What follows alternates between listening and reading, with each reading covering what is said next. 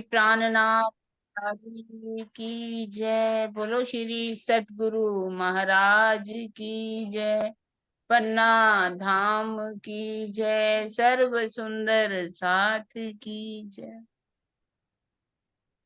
प्रथम लागू दो चरनी को, धनिये न छुड़ायो खिन। लाख तली लालेड़िया, मेरे जीव के यही जीवन। इन पांव तले पड़ी रहूं, धनी नजरी खोलो बातुन। पलना वालों निरीखूं नेत्रे, मेरे जीव के यही जीवन। मेरे जीव के यही जीवन। बोलो श्री प्राणनाथ प्यारे की जय। बोलो श्री सतगुरु महाराज की जय। हाँ जी सुंदर साथ जी, अब हम सागर ग्रंथ का जो मंथन कर रहे हैं, उससे पहले हमारे बीच में है कौन, रूपा रूपा गौतम। वो अपना भाव रखेंगी। रूपा गौतम।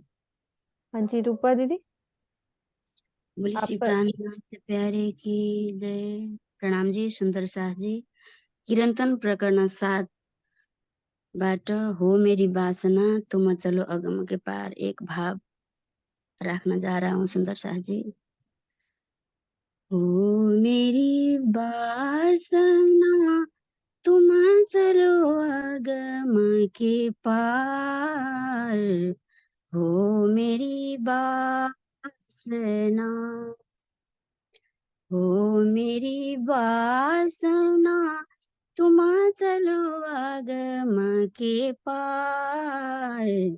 हो मेरी वासना, अगमा पार अपार पार। तहाँ है तेरो करा,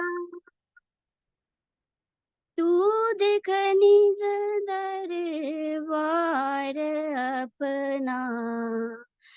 तू देख निज दरबार अपना। सूरत ये संभार। हो मेरी वासना, हो मेरी वासना तुम चलो अगम के पार। हो मेरी वासना, तू कहाँ देखे इन खेल में। तू कहाँ देखे इन खेल में। ये तो पढ़ो सब प्रतिबिंब, प्रपंच पांचो तत्व मिला सब। प्रपंच पांचो तत्व मिला सब। खेलत सूरत के संग। हो मेरी वासना, हो मेरी वासना तुम चलो अगम के पार। हो मेरी वासना, या में गुणी ज्ञानी मुनि महंत। या में गुणी ज्ञानी मुनि महंत। अगम कर कर गावे, सुने सीखे पढ़े पंडिता। सुने सीखे पढ़े पंडिता। पार को ही न पावे। हो मेरी वासना, हो मेरी वासना तुम चलो अगम के पार। हो मेरी वासना। अब प- अ, तू देख दर्शन पैंथ पैड़ा, तू देख दर्शन पंथ पैड़ा, करे कि बासी दसाध, चढी चौदे सुन समावे, चढी चौदे सुन समावे, ताडी अगमगा, हो मेरी वासना, हो मेरी वासना, तुम चलो अगम के पार, हो मेरी वासना, हो मेरी वासना, हो मेरी वासना। बोले श्री प्राणनाथ प्यारे की। प्रणाम जी, प्रणाम जी, प्रणाम जी। बहुत सुंदर भाव। वो मेरी वासना, तुम चलो अगम के पार। अगम पार अपार पार, ताहा है तेरो करार, तू देख निज दरबार अपनो, सूरत यही संभार। भाव से भरा हुआ ये आपका प्रकरण। अब हम शुरू करते हैं अपने वाणी मंत्र मीनू जी के द्वारा। हाँ जी, सुंदर साथ जी। बोलो श्री प्राणनाथ प्यारे की जय, सतगुरु महाराज की जय। प्रकरण 5 चौपाई हमारी ये हो गई थी दुगदुगी कलंगी वाली। अब ये 131 चौपाई शुरू हो रही है। होए वर्णन चतुराई से, आसिक धरे ताको नाम, एक अंग छोड़ जाए और लगे, सो नाही आसिक को काम। धनी के प्रेम में डूबी रहने वाली ब्रह्म सृष्टियों की दृष्टि में वह आत्मा हंसी की पात्र बन जाती है, जो अपनी बुद्धि की चतुराई से सभी अंगों का वर्णन करने का प्रयास करती है। यह कार्य एक सच्चे आशिक का नहीं है कि एक अंग की शोभा को जल्दी जल्दी देखकर कहीं और देखने लग जाए। आशिक कहिए हक की, जो लग रहे एक ठोर। आशिक ऐसी चाहिए जो ले ना सके अंग और। अक्षरातीत से सच्चा प्रेम करने वाली आशिक ब्रह्म सृष्टि वही है जिसकी नजर यदि किसी भी अंग पर पड़ती है तो उसी में डूबी रह जाती है। आशिक की परिभाषा भी यही है कि वह किसी एक अंग की शोभा को छोड़कर कहीं और नहीं जाती।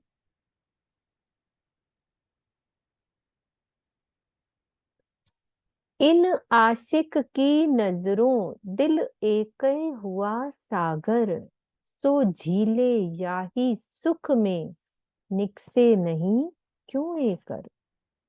आशिक आत्मा जब सौंदर्य के सागर अक्षरातीत की शोभा को देखती है तो उसका दिल धनी के दिल से वैसे ही एक रूप हो जाता है जैसे सागर में मिलने के पश्चात नदी उसी का स्वरूप बन जाती है।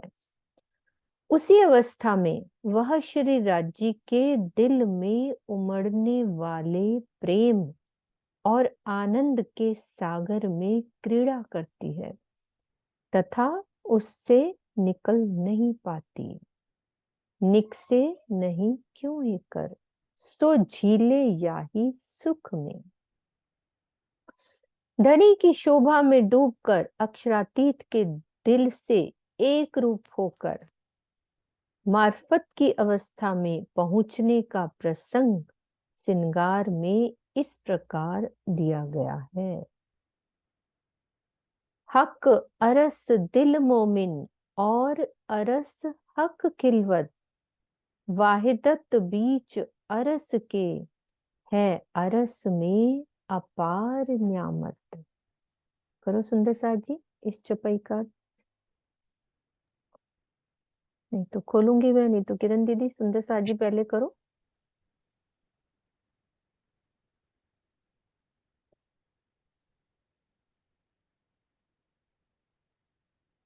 किसी का रीजन नहीं हो ना। मैं किरण करूं? दीदी, हाँ जी दीदी आप करिए। हक अर्श दिल मोमिन। हक का अर्श क्या है? मोमिनों का दिल। मोमिनों का दिल ही तो हक का अर्श है। चुपाई भी कहती है, तुम लिखे फरमान में हक अर्श दिल मोमिन कलूब, सो सुकन पालो अपना तुम हो मेरे महबूब। मतलब आपने कहा ही हुआ है कि मोमिनों का दिल ही मेरा अर्श है। तो अब वो मोमिन ही कह रहे हैं कि हमारा जो दिल है आपका अर्श है। और अर्श हक खिलवत, और जहां परम धाम है वहां हक का मूल मिला हुआ है। सभी कुछ, सभी परम धाम वहीं पर है। वाहिदत बीच अर्श की, यही कारण है कि परम धाम में क्या है? एक दिल। और अर्श में अपार नियामत, जहां जिसका दिल, जब दिल ही अर्श हो जाएगा तो वहां परम धाम की सभी नियामतें होंगी। इश्क हो, इल्म हो, निस्बत हो, वाहिदत हो, हकीकत हो, सभी नियामतें वहां पर होगी। यही कहा हक अर्श दिल मोमिन, मोमिनों का दिल ही हक का अर्श है। और उस अर्श हक खिलवत, उस अर्श में हक की खिलवत है, सभी मूल मिला हुआ है। यही कारण है कि वाहिदत बीच अर्श के, परम धाम के अंदर क्या है? वाहिदत है, एक दिली है। और जहां एक दिली है, जहां अर्श है, वहां परम धाम की सभी नियामतें मिलेंगी। कहने इस का श्रृंगार भाव दीदी ये है कि ऊपर जो एक मैटर दिली। चल रहा है ना, कि हाँ सागर में जो नदी मिलती है तो उसी का रूप बन जाती है। तो हाँ, जब धनी ने उस रूह के दिल में अर्श कर लिया तो सारी नियामतें आ गई ना, खिलवत, सब कुछ आ वाहिदत, गया। परम धाम की सब नियामतें, कुछ, 25 पक्ष, सब कुछ उसके अंदर आ गया। अष्टपहर की लीला, सभी नियामतें वहां आ गई। तो वो निस्बत भी आ अक्षरातीत के गई, दिल में हकीकत। एक रूप हो गई वो। एक तो रूप होगी अक्षतीत के दिल से, वो वाहिदत होगी ना उनकी। वाहिदत हो गई। अब कोई अलग रहा ही नहीं। यही नहीं, आगे वाली चौपाई में कह दिया। हाँ हम मतलब वो अरस लिंक परस से वो हैं। वाली बात हो। हाँ हम अरस परस हैं हक के, ए देखो मोमिनो हिसाब, हम हक में, हक हम में, और हक बिना सब ख्वाब। ऊपर से लिंक है हाँ। ये वाली, कि जब वो जागृत होकर धनी की शोभा में डूब जाती है तो फिर उसकी स्थिति मार्फत जैसी हो जाती है।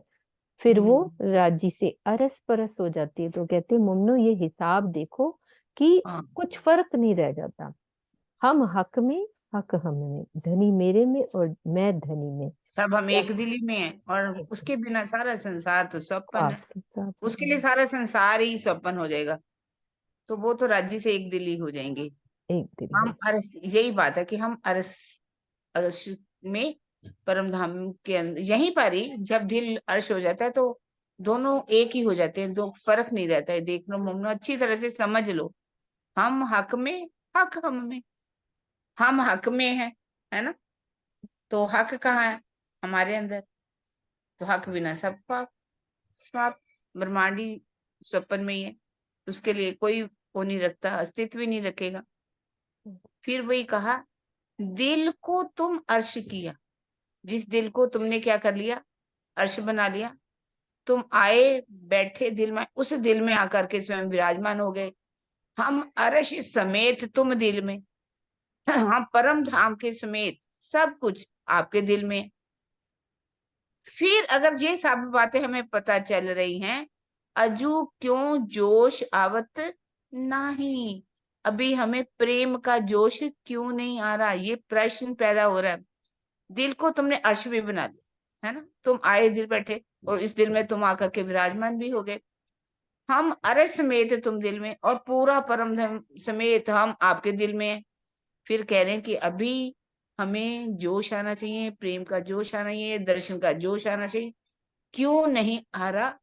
ये एक क्वेश्चन मार्क है हम्म। कि अभी हमने अपने शोभा श्रृंगार को अपने दिल में पूरी तरह से बसाया नहीं। अभी हम इलम से ही बातें कर रहे हैं। जब चितवन नहीं वास्तविक, कर रहे, चितवन हाँ, में डूब नहीं रहे।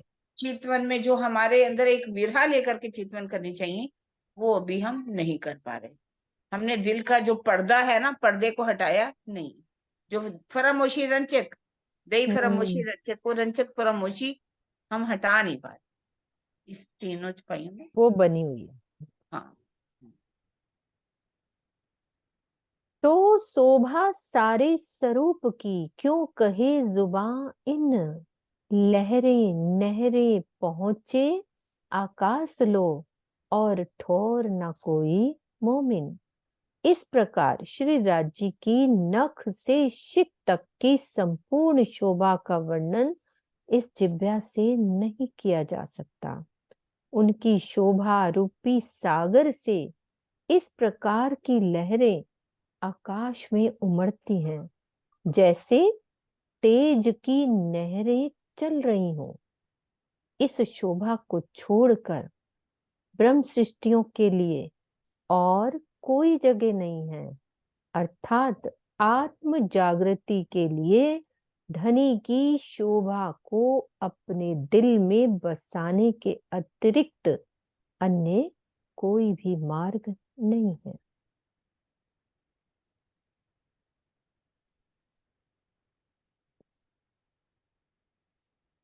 आसिक न लेवे दानाई, पर ए दानाई हक, इश्क आपे पी वही और पिलावे बेशक। यद्यपि प्रीतम की शोभा का वर्णन करने में आशिक आत्मा कोई भी चतुराई नहीं लेना चाहती, किंतु इस श्रृंगार वर्णन में जो बौद्धिक चतुराई दिख रहा है, वह भी तो धामधनी का ही दिया हुआ है। इसमें कोई संशय नहीं कि धामधनी अपनी आत्माओं से लीला रूप में इश्क का रस स्वयं पीते हैं और उनको पिलाते हैं। इसको और समझते हैं भावार्थ में कि कोई भी आत्मा धनी की शोभा को देखकर उसमें डूब जाती है, और यदि श्री राज जी उससे वर्णन ना कराएं तो उसके लिए स्वयं वर्णन कर पाना संभव नहीं होता, कि धनी ही वर्णन कराते हैं तो वर्णन होता है। हक की चतुराई से वर्णन हो रहा है ना, वो कह रही मैं कुछ नहीं कर रही, हक की चतुराई है। यही इसी के लिए कि कोई भी आत्मा चाहे मैं अपने आप वर्णन करूं तो नहीं कर सकती, क्योंकि वो देखती तो डूब जाती है। लेकिन इंद्रावती जी से हक की चतुराई ने वर्णन करा दिया ना, वरना वर्णन करना संभव है ही नहीं। जो डूब इसका है ना जाएगा तो दीदी, क्यों उसका ये भी वर्णन करेगा। हम्म, इश्क का रस पीते भी हैं और पिलाते भी। खुद पीते हैं रूहों से और फिर हम्म। पिलाते हैं अरस परस। बिल्कुल। आगे चतुराई, ए चतुराई हक की और हक्के का इलम, ए सुख इन स्वरूप के देवे ए ही खसम।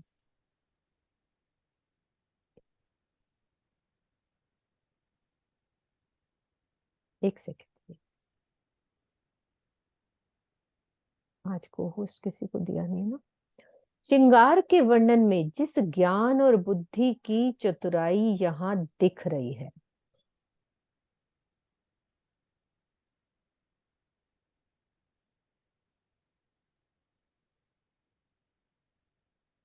वह श्री राज्य की ही दी हुई है। अपने स्वरूप के वर्णन से अपनी शोभा में डुबोने का सुख, अपने स्वरूप के वर्णन से अपनी शोभा में डुबोने का सुख स्वयं श्री राज्य ही अपनी अंगनाओं को देते हैं।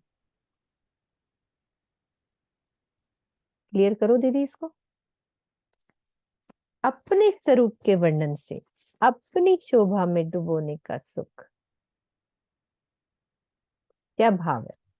मतलब कह रहे कि मैं जो वर्णन करी, महामती जी कह रहे हैं कि मैं जो वर्णन कर रही हूँ ना, ज्ञान और बुद्धि की जो चितराई दी से वर्णन कर रही हूँ, मेरी चितराई नहीं है। ये किसकी दी हुई है? राज्य की ही चितराई दी हुई है। और वही जो है अपनी शोभा में डूबते भी हैं और स्वयं भी डूबते हैं, अपनी अंगनाओं को सुख देते भी हैं और लेते भी हैं, और उनसे वर्णन भी करवा लेते हैं। ये चितराई राज्य की है, मेरी कोई चितराई नहीं। ज्ञान हो चाहे बुद्धि हो। ये हम्म नहीं है कि उन्होंने अपनी बुद्धि से कोई वर्णन किया हो, बिल्कुल, क्योंकि ये वचन महामती से प्रकट ना हुए। ये वचन महामती से, वो कहते मेरे से हो ही नहीं सकते, मैं कर ही नहीं सकती। स्वयं राज्य के दिया हुआ तो ये सब कुछ है, उन्हीं की चतुराई है, उन्हीं की बुद्धि है, उन्हीं से मैं वर्णन कर रही हूँ। हम्म और डुबोने का सुख स्वयं राज्य तो अपना ही अंग, अपनी, ये सारी करते खुद है, पर शोभा किसको दे रहे हैं? अपनी अंगनाओं को दे रहे नाम को देखते हैं। हैं, है ना, देवे यही कसम, वही वर्णन करवा रहे हैं। इन स्वरूप को वर्णन सो याही की चतुराई, या को आसिक जानही जो इत ही रहे लपटाए। धनी की शोभा का वर्णन भी धनी की दी हुई चतुराई से ही संभव होता है। वही आत्मा आशिक कहलाने का अधिकार रखती है जो उस शोभा को देख कर उसमें डूब जाए और अपना अस्तित्व भुला दे। पता नहीं, ए सुख इन स्वरूप को और आशिक यही आराम, जो लो इश्क न आवही तो लो इलम यही विश्राम। प्रीतम की शोभा में दो प्रकार का सुख छिपा होता है जिसका रसा स्वादन आत्माएं किया करती हैं। पहला सुख तो ये है कि शोभा श्रृंगार के वर्णन का होता है। एक सुख तो शोभा श्रृंगार के वर्णन का होता है और दूसरा उसमें डूबने का होता है। जब तक शोभा में स्वयं को डुबोने के लिए आत्मा के अंदर इश्क नहीं आता, तब तक ज्ञान के द्वारा ही शोभा का रसास्वादन करती है। राजी कैसे तसल्ली दे देते हैं ना दीदी। पहले ऊपर ऐसे लग रहा था चुपई से कि हम तो कुछ करते ही नहीं है ये सब, अब ये देखो राजी ने कहा कि दो प्रकार का विश्राम है ना, कि जब तक इश्क नहीं आता तो आप ज्ञान से भी वो विश्राम मिलता रहता है, वो वाला। जैसे हम सभी कर रहे हैं। वही वही वाली बात कहना चाह रही हूँ, है ना चित्रा? खोल दिया सुनीता दीदी, चित्रा दीदी, कि वो बात हमें जैसे होता है ना एक तसल्ली दे दी।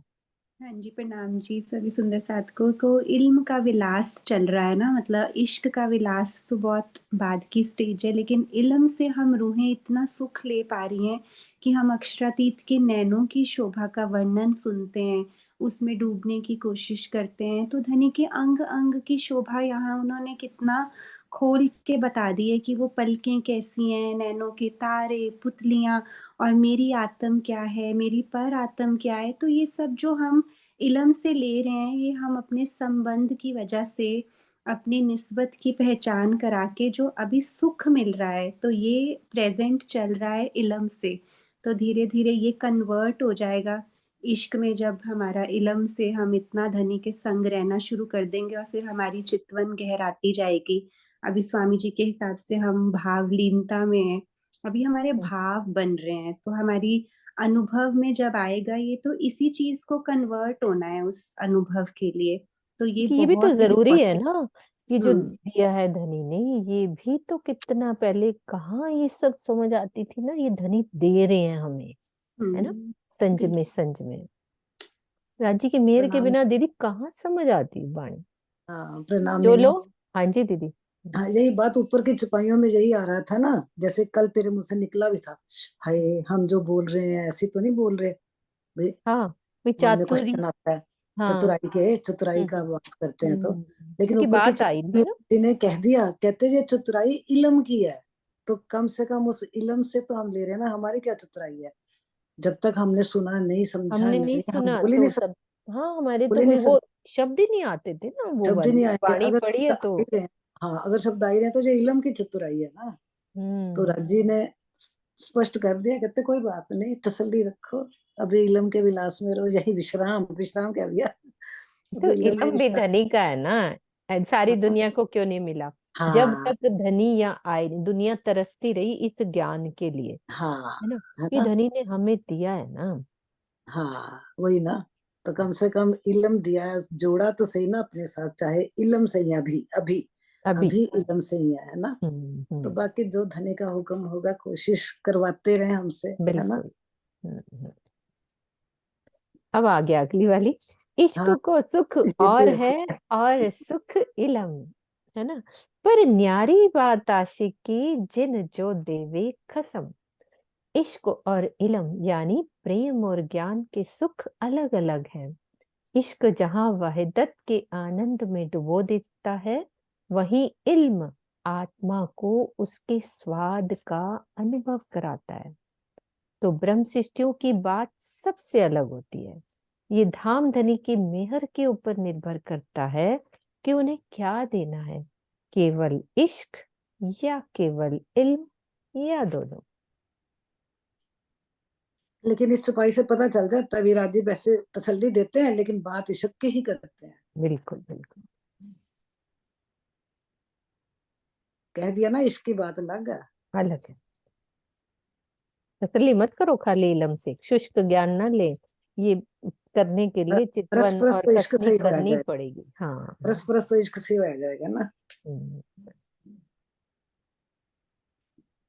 ए इलम ए इश्क दो इन हक को चाहे, पर जिनको हक जो देत हैं, सो लेवे सिर चढ़ाए, सो लेवे सिर चढ़ाए। ब्रह्म सृष्टि प्रेम और तारतम ज्ञान के द्वारा धनी को पाना चाहती है, किंतु श्री राजी जिसको प्रेम या ज्ञान में से जो कुछ भी देते हैं, वह उसे शिरोधार्य कर लेती है। श्री महामत कहे अपनी रूहन को, तुम जो अरवा अरस, शराब प्याले इश्क के, ल्यो प्याले पर प्याले सरस।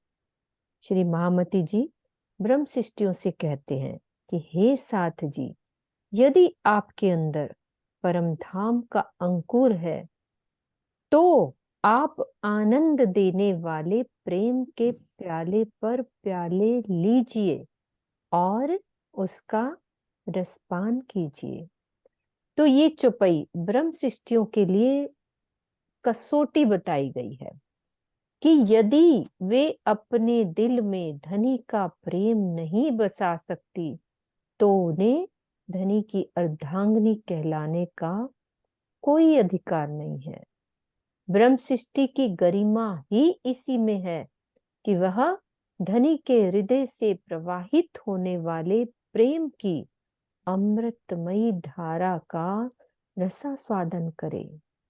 प्याले पर प्याले लेने का तात्पर्य है कि कई प्याले लेना, एक से तसल्ली नहीं, कई प्याले लेना। सामान्यतः यदि कोई एक प्याला पी ले और उसे अन्य प्यालों को पीने के लिए कहा जाए, तो उस समय प्याले पर प्याले का कथन चरितार्थ होता है ना। प्रकरण 5 हो गया है हमारा। इसकी पिक्चर ले लो, मुझे छुपाई भेजनी है।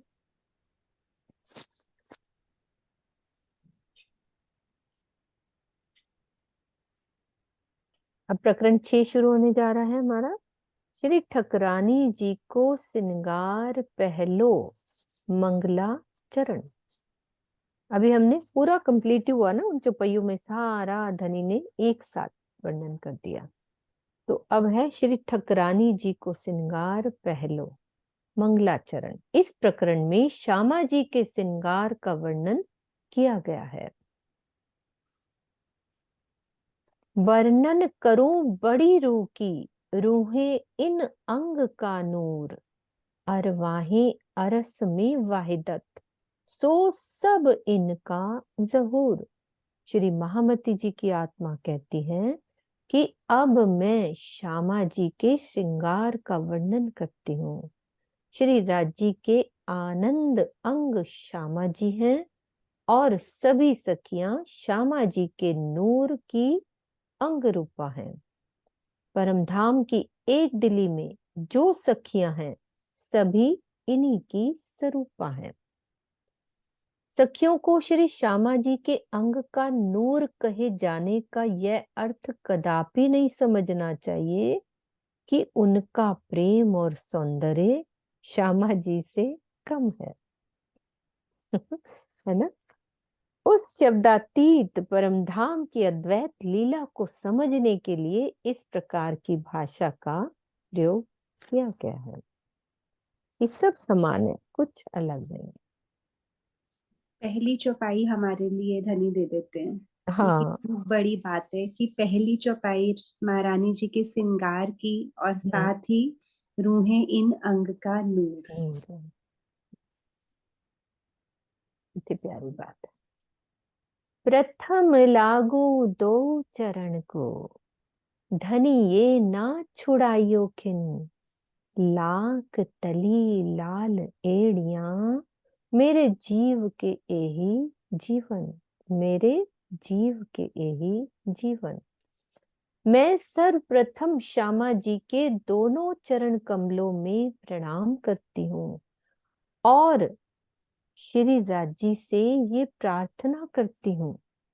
हम बोलते हैं ना कोई भी शुरू करने से पहले, तो ये भाव अच्छे से हमारे दिल में बैठे कि क्या कहना चाह रहे हैं। कि मैं सर्वप्रथम श्यामा जी के दोनों चरण कमलों में प्रणाम करती हूँ और श्री राजी से प्रार्थना करती हूँ कि हे धनी, मुझे श्यामा जी के इन चरणों से अलग नहीं होने देना। श्री श्यामा जी के चरणों की लाल लाल एड़ियां और तलवों की गहराई वाले भाग की सुंदरता ही तो मेरे जीव के जीवन का आधार है। अब जीव का जीवन क्यों कहा है उसको समझते हैं कि इस मंगलाचरण में प्रथम चौपाई को छोड़कर शेष सभी चौपाइयों में, आगे जितनी भी चौपाइयां आएंगी ना उसमें ये आएगा, मेरे जीव के यही जीवन कहकर चौपाई का चौथा चरण पूर्ण किया गया है। तो इन चौपाइयों में ये जिज्ञासा होती है कि यहाँ मेरे जीव के यही जीवन का क्या अभिप्राय है। क्या जीव इनके बिना नहीं रह सकता या आत्मा नहीं रह सकती? यदि यहाँ आत्मा का प्रसंग है तो जीव शब्द क्यों लिखा गया है? तो चेतना के 3 स्वरूप हैं। जो चेतन होता है ना इसके अंदर, उसमें क्या होता है? 3 स्वरूप हैं। एक जीव चेतना, एक ईश्वरीय चेतना और एक आत्मिक चेतना। अब जीव शब्द का भाव मात्र काल माया एवं योग माया के ब्रह्मांड में ही होता है। यहाँ जीव भाव को 2 रूपों में व्यक्त किया जाता है। अच्छे से समझना, फिर एक इजी रूप में समझाना, कोई भी सुंदर। यहाँ जीव भाव के 2 रूपों में व्यक्त किया गया है। एक आदि नारायण के अंशीभूत चेतना और दूसरी आत्म चेतना। इन्हें ही जीव शब्द से संबोधित कर दिया जाता है। जैसे तम थी अलगो जे रहूं, ते जीव मारे न खमाए, एक पल माहे रे सखियों, कोटान कोट जुग जाए। एवड़ा दुख ते का करूं, हूं दऊं एम केम छे, तमे मारा प्राण ना प्रीतम, बांध्या छे मूल सने। रास की चौपाइयां है ये, अभी करते हैं इनका अर्थ। ये कथन अक्षरातीत श्री राज जी के हैं, जो उन्होंने रास के ब्रह्मांड में सखियों से कहे थे। ये निर्विवाद सत्य है कि रास के समय श्री राज जी के उस नूरमयी तन में जीव का अस्तित्व तो नहीं था, फिर भी उन्होंने अपनी आत्म चेतना को जीव शब्द से संबोधित करके कहा है। इसी प्रकार 10 प्राणों का कथन भी मात्र काल माया के ब्रह्मांड में ही प्रयुक्त होता है, योग माया या परम धाम में नहीं, क्योंकि वहां जन्म मरण की प्रक्रिया है ही नहीं। फिर भी रास प्रकरण 47 चौपाई 13 में अपनी आत्म चेतना को स्वयं धाम धनी ने क्या कह दिया? प्राण शब्द से संबोधित किया है। दीदी पहले इतना समझ लें कि क्योंकि बहुत सारा पढ़ लेंगे तो वो लिंक नहीं बन पाएगा, है ना। पहले कि जीव मेन, ये तो समझ में आ गई कि जीव के जीवन आधार है मेरे। अब जीव क्यों कहा है मंगलाचरण की प्रथम चौपाई को छोड़कर बाकी में, तो जब तक ये नहीं हम समझेंगे आगे वाली बात भी सारी चौपाइयों में आने वाला है, मेरे जीव के ही जीवन।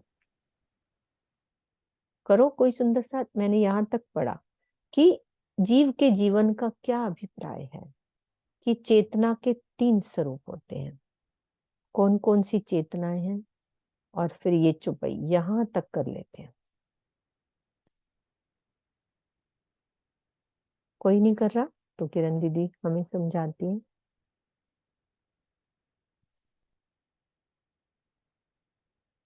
हाँ जी, ये मीनू, हाँ जी आप खोलो। हाँ जी, हाँ जी, प्रणाम जी। हाँ दीदी कैमरा खोलो पहले। तो कैमरा भी बंद है, थोड़ी तबीयत ढीली थी कोई तो। बात नहीं, कोई बात नहीं, आप लेट के बोलो, कोई दिक्कत नहीं नहीं, कोई नहीं, कोई नहीं। नहीं। इसमें जो जीव के जीवन कहा है, जीव जो है वो कहने को तो हम काल माया का जीव ही बोलते हैं, लेकिन उसके भी 3 स्वरूप बताए गए हैं। जीव की चेतना होती है, और उसमें दूसरी जो चेतना है उसे ईश्वरीय चेतना कहते हैं, और जो तीसरी है वो आत्मिक चेतना है, जो आदि नारायण है। काल माया में जो जीव है वो जीव चेतना हो गई, लेकिन आदि नारायण की जो अंशीभूत चेतना है, वो अंशीभूत का मतलब कि जो उसके अपना 2 स्वरूप उसके भी होंगे, एक आत्मा और एक जीव। जो अंशीभूत जीव है उसका वो ईश्वरीय स्वरूप कहलाता है, और तीसरा जो है वो उसकी आत्मिक चेतना है, मेरे हिसाब से ऐसे। मुझे हाँ और समझना है, मतलब अभी मुझे अच्छे से नहीं क्लियर हुआ किरण दीदी कि क्या हाँ, बात जो कहना चाह रही हैं। जो मुझे समझ आया थोड़ा सा बोलती हूँ, बाकी हाँ किरण जी दीदी बोलो। ज्यादा अच्छा हाँ बताएंगे। जी। जीव चेतना, ईश्वरीय चेतना, आत्मिक चेतना, चेतना के 3 स्वरूप बताए। वैसे देखा मेरे को जाए तो ये काल माया, कि योग माया और वो हाँ, समझ में आया परम धाम। ईश्वरीय हाँ, ईश्वरीय चेतना ईश्वरी होगी, ईश्वरीय सृष्टि, जीव सृष्टि। सृष्टि और एक ब्रह्म सीधा सा सृष्टि। बात है, मुझे भी यही समझ आया। तो देखो जीव तो सब में है। आदि हम्म नारायण का जीव जो हम बोल रहे हैं, ये जीव हम्म ही तो बोलता है। जीव की हम्म, चेतना है, जीव ही प्रवेश करता है तो शरीर बनता है, बिल्कुल। जीव निकल जाता है तो मृत्यु हो हम्म, जाती है। तो ये तो हो गया जीव आदि नारायण का सब में है। है। लेकिन जो आत्मिक चेतना है, आत्मा हम पे आई है उस जीव के ऊपर, हम्म तो वो हो गई हमारी आत्म चेतना। लिखा हम्म ना, एक तो हम्म आदि ना वो है ही हम सब में, और अब ब्रह्म सृष्टि उसको बोला जिसमें आत्मिक चेतना है। तो हम्म, बस क्योंकि हम में आत्मिक चेतना जो आई है ना, उसी को कह दिया है मेरे जीव के जीवन, क्योंकि अब जीव आत्म भाव में रहने लग गया। सुहागी होएगा, जीव सुहागी होएगा। जीव सुहागी, मुझे वही लाइन याद आ रही थी, मेरे जीव सुहागी रे। जब जीव सुहागी हो गया तो उसको हम्म, बोला मेरे जीव के जीवन। जीवन। है तो वो जीव, लेकिन वो आत्म भाव में रहने लग गया ना, इसलिए कह दिया मेरे जीव के जीवन। बस मतलब शॉर्ट में इतना ही शॉर्ट में, समझ। हाँ, बिल्कुल। बाकी धीरे समझा लेंगे। प्रणाम जी। किरण दीदी।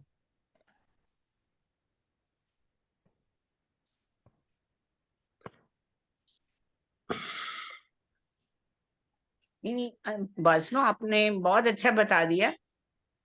जीव भाव से क्यों कहा गया, जीव किसे कहा गया?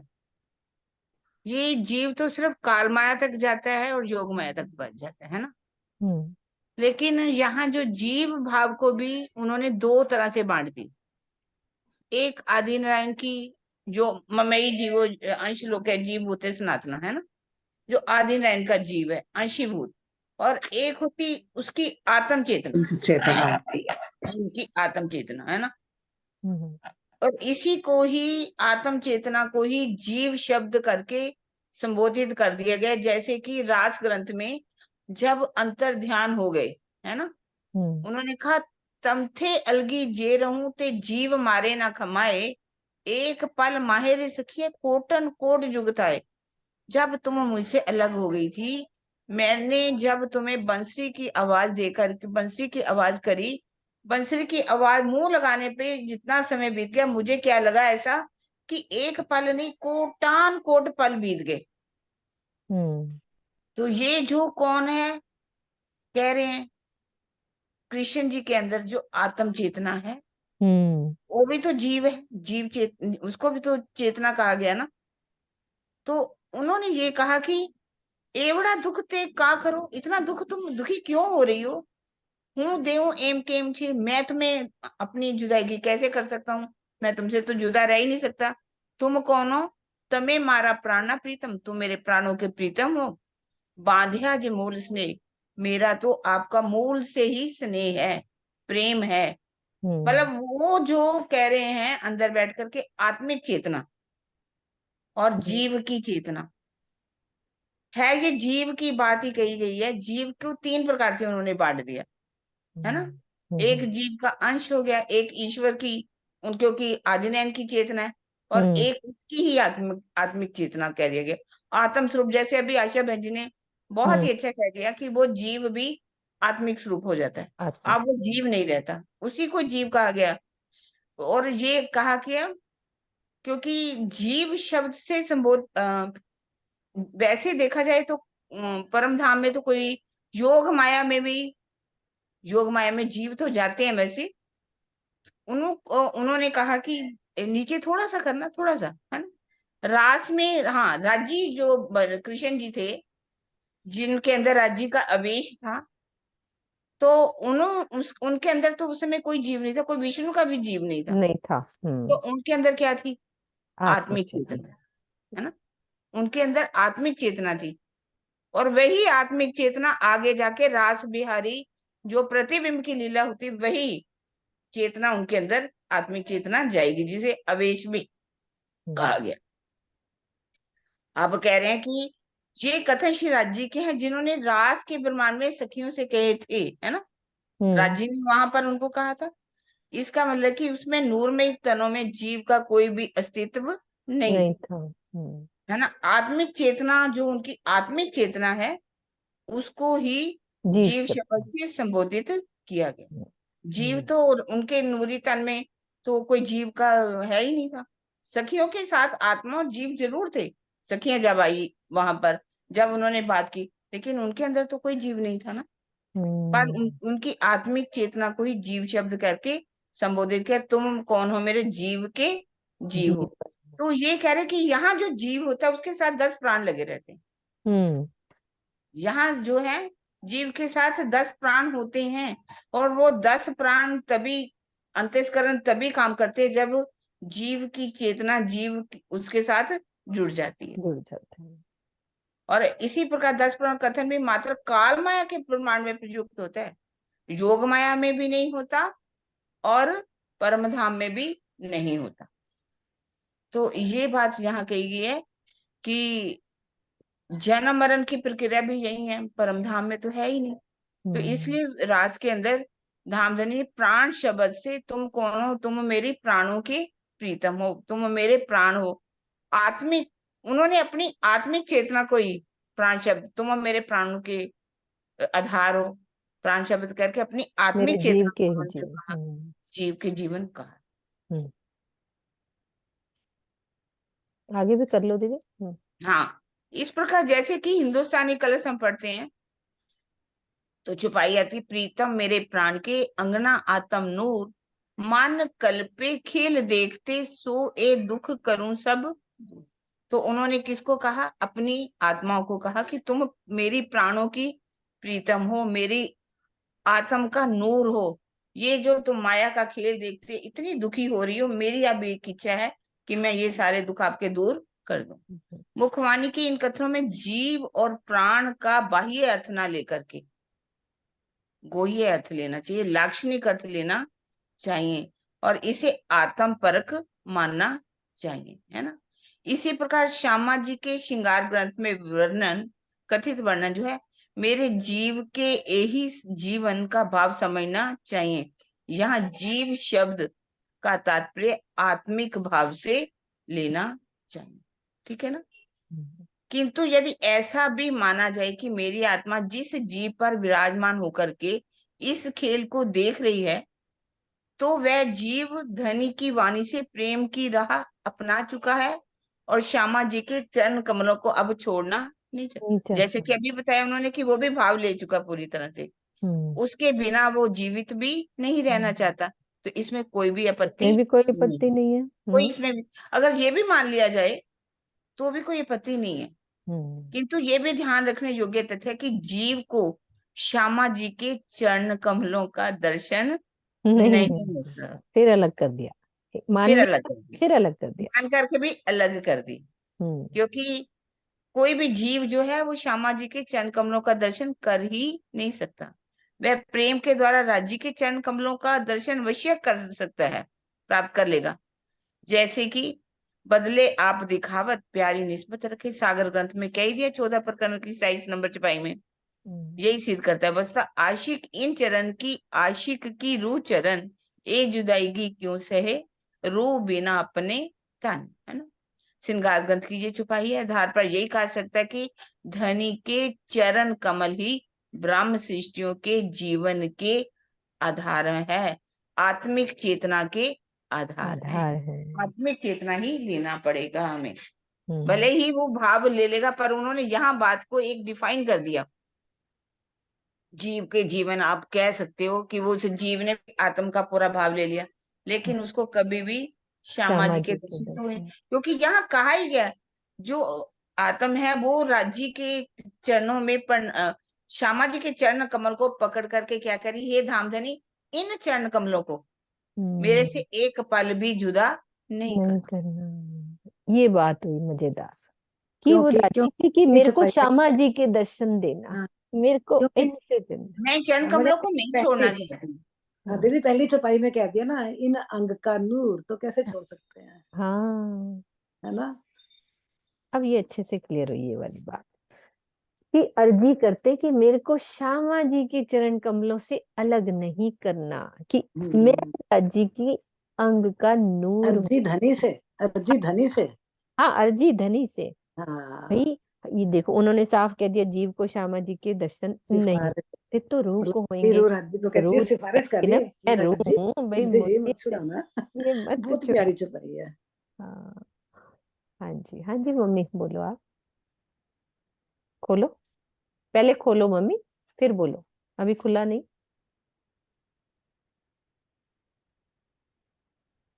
मैं ये कह रही हूँ, मेरा भाव तो देखो ये है कि परम धाम में भी बैठ के श्यामा जी या कहीं भी परम धाम के चरण भी हमारे लिए तो सहूलियत है ना।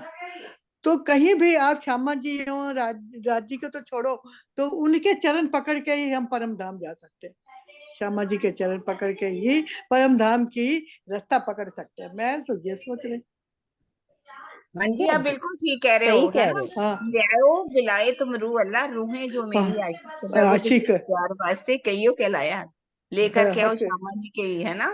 श्यामा जी तो के हैं, वैसे और हम देखा परम जाए, धाम की अंगना है, अंग हम उसी को जीव के जीवन है, तो उसी से ही हम परम धाम जा अच्छा सकते दीदी, हैं। जैसे यहाँ अलग कर दिया राजी श्यामा जी को, है ना, लेकिन हाँ, श्रृंगार में जाके एक ही कर दिया, बिल्कुल बिल्कुल। है ना।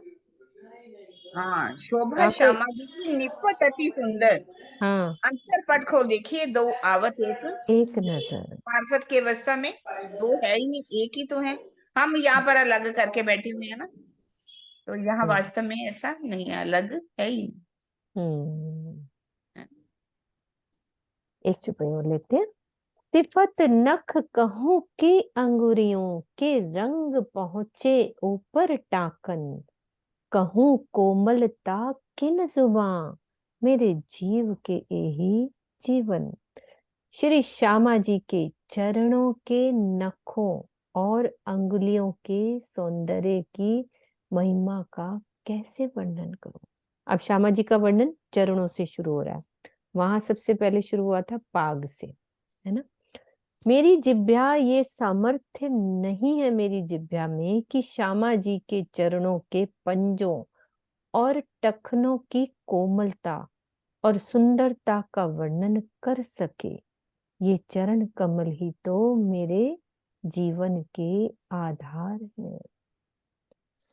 रंग नरमाई सलूकी अरस अंग चरण, बल बल जाऊं देख देख के मेरे जीव के यही जीवन।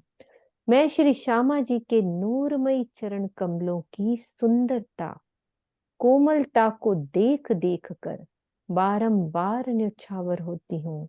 ये दोनों चरण कमल ही तो मेरे जीवन के आधार है। इन पांव तले पड़ी रहूं, धनी नजर खोलो बातन, पलना वालो निरखु नेत्रे, मेरे जीव के एही जीवन। मेरे प्राण वल्लभ अक्षरातीत, मेरी आपसे यही प्रार्थना है कि आप अपनी मेहर से मेरी आत्मिक दृष्टि खोल दीजिए, जिससे मैं अपलक नेत्रों से श्यामा जी के चरण कमलों का दर्शन करती रहूं।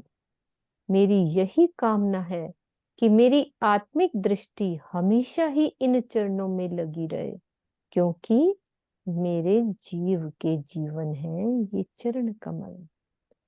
और चरणों में पड़े रहने का भाव अलंकारिक है।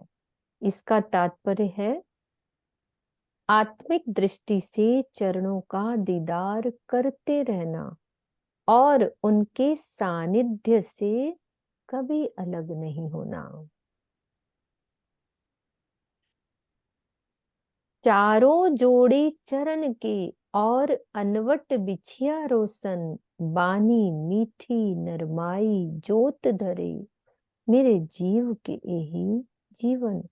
श्यामा जी के दोनों चरणों में एड़ियों में झांझरी, घुंघरी, कांबी, करला तथा अंगूठों एवं उंगलियों में अनवट बिछिया के आभूषण जगमगा रहे हैं।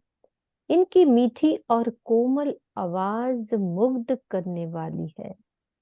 नूरी आभा से युक्त इन आभूषणों की शोभा मेरे जीव के जीवन है, मेरे जीव के जीवन है। चौपाई दोहराते हैं।